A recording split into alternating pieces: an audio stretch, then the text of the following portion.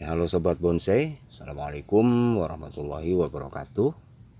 Salam sejahtera selalu pastinya buat kita semua ya, dimanapun teman-teman berada. Mudah-mudahan dalam keadaan sehat walafiat, amin ya robbal alamin. Kita ketemu lagi di Bonsai Imaji, channelnya Belajar Bonsai, channel yang pastinya selalu pengen tahu dan kenal bonsai lebih jauh. Kali ini saya punya satu bahan ini ya teman-teman, satu bahan waru Taiwan ya, waru Taiwan, dan ini hasil cangkok. Nah, jadi beberapa hasil cangkok saya panen, dan sekarang ini seperti yang kita lihat sama-sama,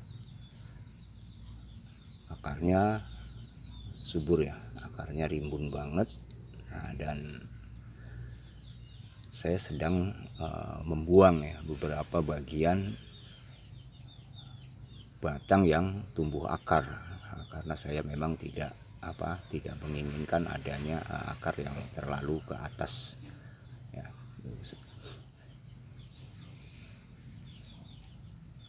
Nah,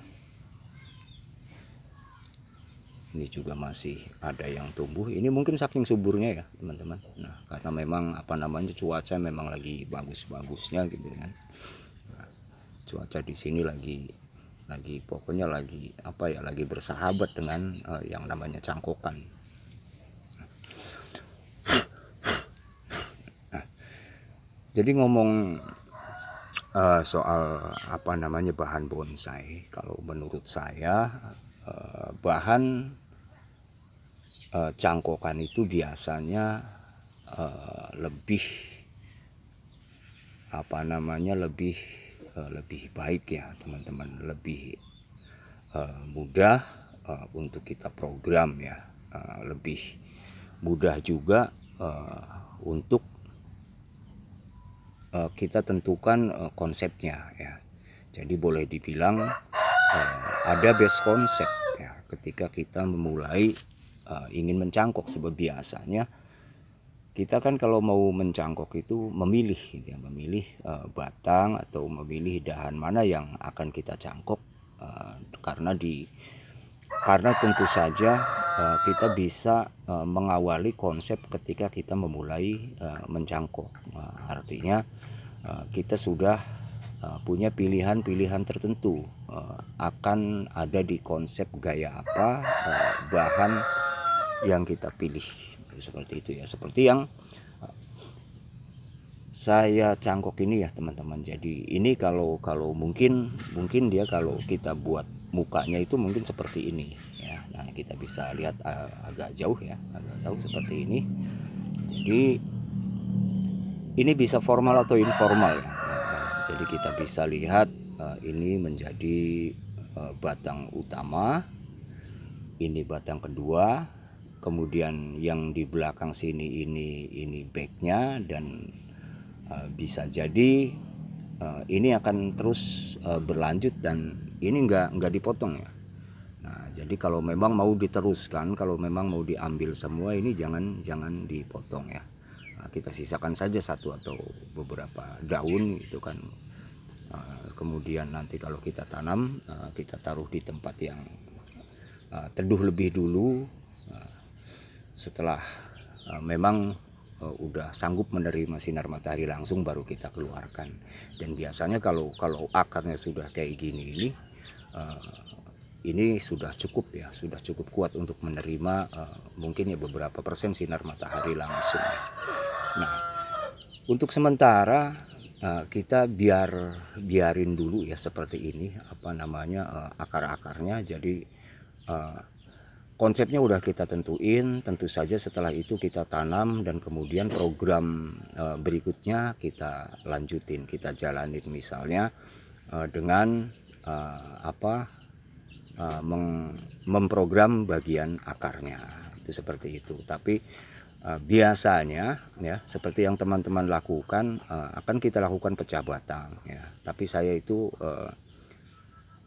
akan lebih memilih mungkin hanya pecah kulit saja, sebab biasanya kalau pecah batang itu di bagian tengahnya itu akan terbuka lama dan biasanya menjadi sarang semut, bahkan kadang-kadang membusuk ya teman-teman ya, seperti itu. Jadi mungkin saya hanya akan lakukan pembelahan bagian kulitnya saja mungkin yang akan kita buka gitu kan, kita mekarin gitu. Nah seperti itu, tapi nggak usah buru-buru ya teman-teman, jangan sekarang, nanti saja ketika akar-akarnya itu sudah kuat atau sudah ada bagian akar, biasanya bagian akar paling bawah ini ya.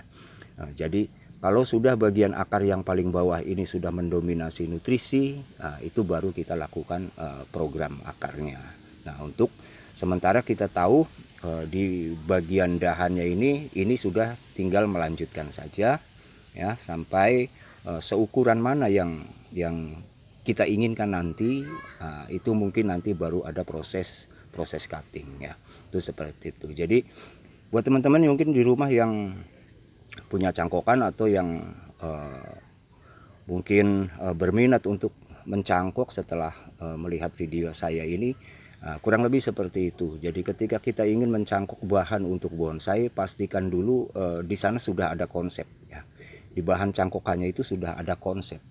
Apakah konsep yang kita pilih itu formal, informal, atau gaya-gaya seperti ekspresi atau gaya-gaya surreal gitu ya. Nah, jadi kalau sudah ada konsepnya, selanjutnya kita hanya melanjutkan programnya saja. Program akarnya, kemudian program gerak-gerak batangnya. Nah, itu seperti itu. Ya. Itu saja ya teman-teman, karena saya akan tanam ini ya. Ingat hasil cangkok itu akan lebih subur ya, akan lebih baik.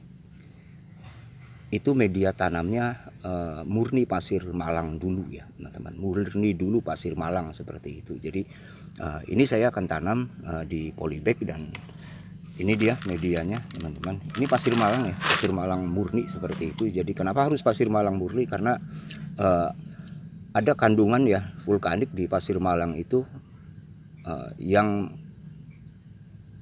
lebih efektif ya, tidak mengganggu pertumbuhan akar baru ya teman-teman, seperti itu.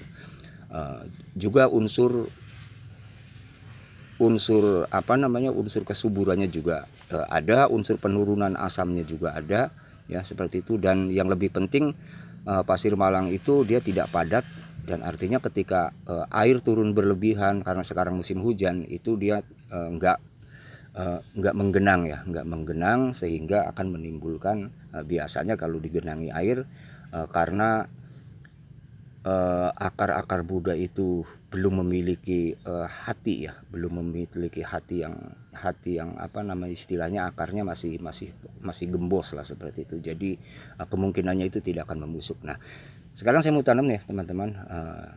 Saya akan biarkan dulu seperti ini, kemudian mungkin beberapa mungkin satu bulan ya, 1 bulan sampai 2 bulan akan saya lakukan pemrograman akarnya ya.